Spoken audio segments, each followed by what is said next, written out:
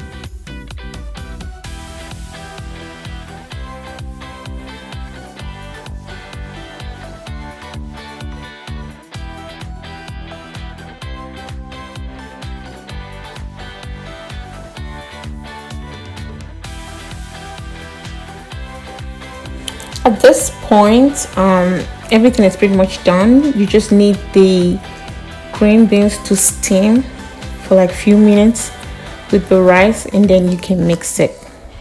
And this is the final look, guys.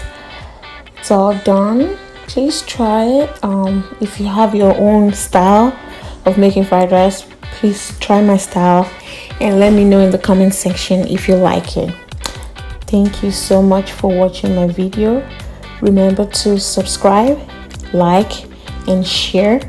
I will love you so much if you do that. And thank you for supporting me all the time. Thank you so much. I appreciate every one of you. Until next time, stay blessed.